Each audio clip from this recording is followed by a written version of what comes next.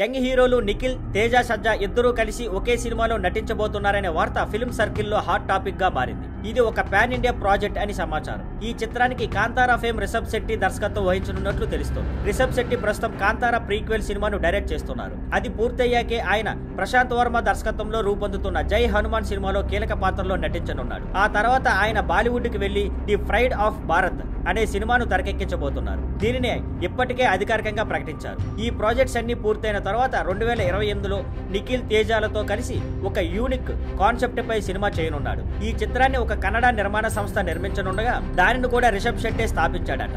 ఈ సినిమాను తెలుగు, కన్నడ భాషల్లో చిత్రీకరించి పాన్ ఇండియా లెవెల్లో విడుదల చేయాలనే ప్లాన్ లో ఉన్నాడు. మరో 2-3 నెలల్లో దీనిపై అధికారిక ప్రకటన వచ్చే అవకాశం ఉందని సమాచారం. ఇప్పటికే రిషబ్ శెట్టి సినిమాలు చేయాలని చాలా స్టార్ హీరోలు ఆసక్తిగా ఎదురు చూస్తున్నారు. Young tiger NTR, rocking star ఎస్ కూడా ఒక సందర్భంలో రిషబ్ తో పనిచేయాలనుందని చెప్పారు. కానీ ఆ కంటే ముందే యంగ్ హీరోలైన నిఖిల్, తేజలను తీసుకొని ఓ భారీ సినిమా ప్లాన్ చేస్తున్నాడు. మొత్తానికి రిషబ్ శెట్టి స్టైల్లోనే ఒక కొత్త ప్రత్యేకమైన ప్రాజెక్టుకి పునాది పడింది.